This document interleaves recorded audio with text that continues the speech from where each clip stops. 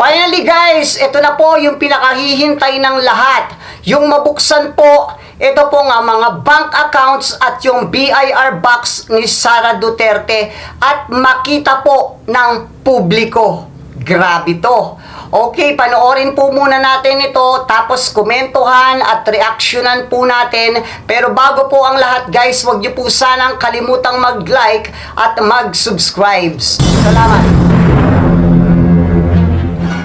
Umaga ulit sa inyong lahat at sa inyong mga tagapakinig. Opo, ito po si Chacha sa unang katanungan. Yes po, Attorney. Salamat po ulit sa pagpayag sa panayam. Attorney, next week nga po inaasahang haharap si OVP Chief of Staff Attorney Zulika Lopez na iserve na po yung subpoena na ibinigay nga po ng Senado. Ano pa po ang ibang aasahan ng publiko sa mangyayaring trial next week bukod po sa pagharap niya? Ang expect natin next week yung pagharap ni NBI Regional Director Lotto sa Lunes, pagkatapos din yung pagharap ni Belinda Bello, yung isa pang witness ng prosecution. At ina-expect din natin sa Lunes matatanggap natin yung memorandum na hinihingi ng korte dun sa both parties, sa prosecution at sa depensa, para ukol naman doon sa mga subpoenang i-issue ng impeachment court regarding doon sa subpoena doon sa STECOM sa BIR, tsaka subpoena doon sa STECOM doon sa mga bank accounts ni VP Duterte at tsaka nung asawa niya at tsaka nung 21 na mga businesses daw na connected sa kanya.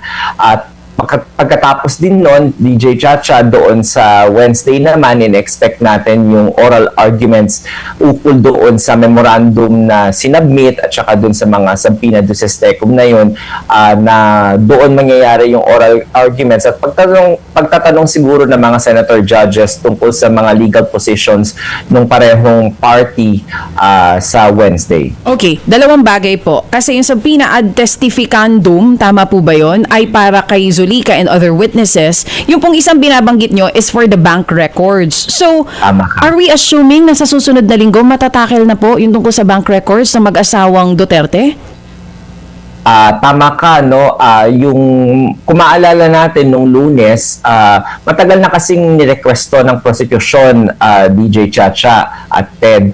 Nirequesto nung mga pre-trial pa, isinama nila yun dun sa pre-trial brief nila. Ngunit yung korte nung Lunes balak na sanang mag-issue ng subpoena para sa BIR at saka doon sa mga bank accounts na yon. Ngunit ipinahayag nga ni House Prosecutor Chel Jokno na nagpasa sila nung umaga nung Wednesday ng amendment na request nila for subpoena doon sa STECOM with more particularity yung mga bank accounts na yon, may mga pangalan na rin, pati bank account numbers. So dahil dun sa amendment na yon, naudlot yung pag-issue ng mga bank records na yon, subpoena doon sa STECOM sa mga bank records at sa BIR. And at the same time, pumayag si Chel Jokno noon na bigyan yung other party ng kopya at saka bigyan din na makasagot yung other party na para mag-oral arguments. Kaya yun yung naging desisyon ng korte nung Lunes. Yung pag-i-issue ngayon nung subpoena na yon, dahil nga naudlot yon at magkaroon ng mga oral arguments at pag-submit ng memorandum, kaya medyo natagalan ng konti. Pero hindi yun sa parte ng korte, dahil yun sa parte ng prosecution na pumayag sila bigyan ng panahon yung kabila na makapagsalita. Dahil ito, alam mo to, DJ Chacha, ito yung medyo contentious na mga issues kasi doon yung bank secrecy law daw, kasama ba daw yung impeachment proceedings sa to, sa exception sa bank secrecy law, may right to privacy daw yung depensa, si VP Sara, at saka yung asawa niya at yung mga businesses daw na yon, na hindi pwedeng isiwalat sa publiko ng basta-basta. Ito din yung pag-uusapan, kung maaalala ninyo, na pumayag yung depensa, buksan yung box naman doon sa BIR, pero ngayon, diretso ng pinapasabina yung BIR Commissioner para i-produce yung mga same income tax returns na yon. Pero ang sabi kasi ng depensa, wag isiwalat yung mga yon in open court. Dapat sa executive session. So yun yung mga makikitang mga... Wait lang sasabad lang muna ako. Bakit pinipigilan na maisapubliko itong mga dokumento. Dapat po lahat ng ilalatag na ebidensya ay makita po ng publiko. So, ano pong motibo nila na kailangan i-private po yung pagbubukas ng mga dokumento na yan? No way! Hindi kayo magtatagumpay. Lalabas po sa publiko yung mga dokumento na yan.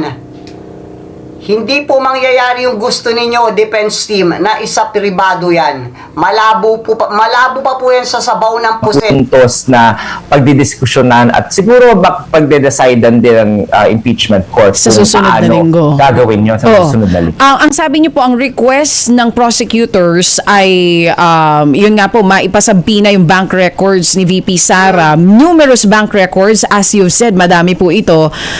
Yung kay Zulika na ihain na. Yun po bang sabina na ito, granted na at kailan ihahain? Yung sa bank records?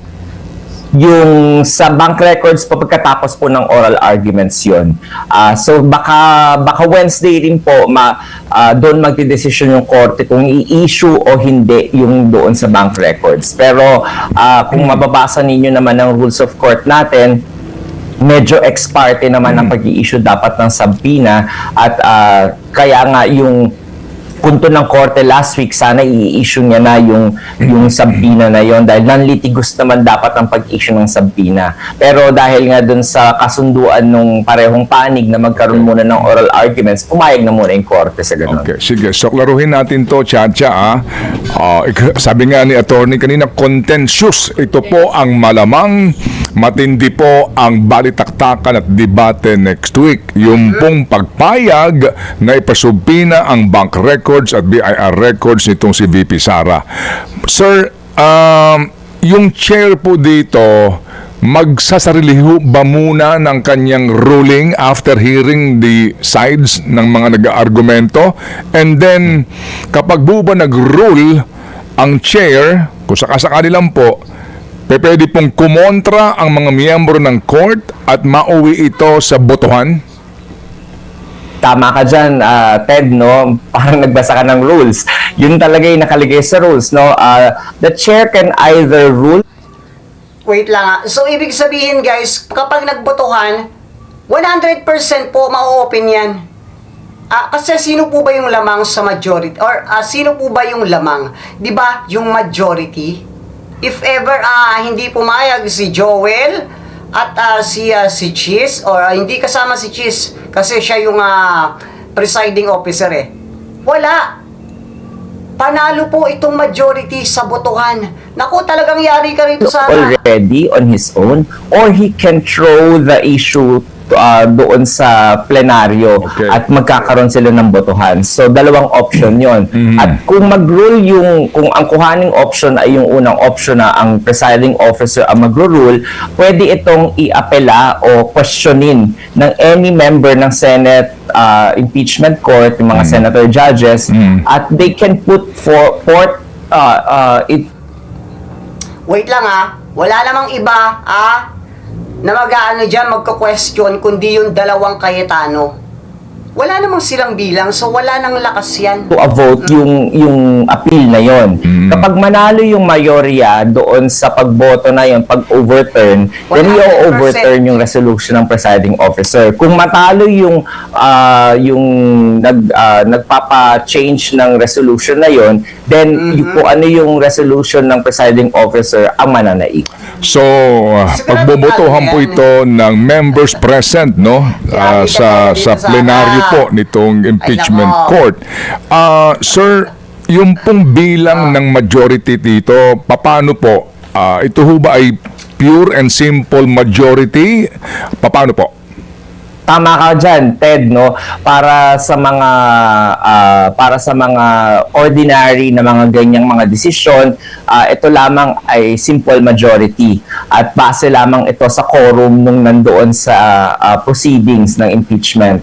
Hindi kinakailangan yung buong full court. So kunwari, 20 lang ang umattend nung mga panahon na yon, ang majority lamang ay 11, hindi po yung 13 na sinasabi nating majority. Okay, kapag ho ba ganyan ganyan na meron na pong ruling, halimbawa lang po, kasi baka mangyari ito, so nag-rule yung chair, may kumontra dito, sinabihan na pagbotohan natin to at manalo po yung majority.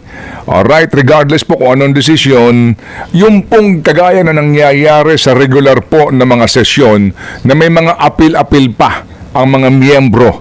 Meron pa hubang ganun pang debate o final na po iyon? Final na po yun kasi ang pinaka-appeal na po ng impeachment court is already the contrary opinion of the plenary. Kunwari po mag-rule si presiding officer na i-grant po yun, tapos may tatayo doon na i-a-appeal niya yung granting na yun, sasabihin niya wag i-grant. So magpagbobotohan po yung motion na yun na wag i-grant. At kung manalo yung motion na yun, then ma-overturn po, mababaligtad yung presiding officer sa resolution niya. Sige. So ganun po yun. Opo. So ito rin po, para klaro ha, kasi po kapag nanonood tayo, minsan naguguluhan tayo kung tama ba yung sinasabi ng isa o tama ba yung ruling ng chair dito. Kapag ho ba ganyan, bago magbotohan, meron na po magsasabi na I will have to explain my vote bago tayo magbotohan para makumbinsi. Okay guys, yan lang naman po yung pinupunto ng video or yung thumbnail natin or yung title. Ayan, if ever po na mailatag na po yan sa trial, hindi ko po alam kung paanong depensa ang gagawin po ng defense team dyan ni Sara Duterte. Kahit po tayo, wala po tayong mga alam dyan sa mga legal na yan, pero sa nakikita ko po dito, sigurado po dito, mahihirapan ng husto yung defense team ni Sara sa pagdepensa po dito kapag nailatag na po itong mga dokumento na ito. Alam naman natin guys, na ang SALN po at yung AMLAC at yung BIR tax ni Sara Duterte ay pagtataliin po yan. At yung SALN at AMLAC hindi na po yan magkakatali. So, paano po nila madidepensahan yan? Wala pa po yung BIR box dyan, Huwag na po natin pag-usapan si Zulaika, wala pong wenta yan. Iiyakin lang po yan, okay? Ito po yung pinaka-importante, guys. Iiyak po yung defense team ni Sara. Hindi po nila alam kung paanong depensa ang gagawin nila once na mailatag po yung mga dokumento na yan. Grabe, guys, no? Kaabang-abang to.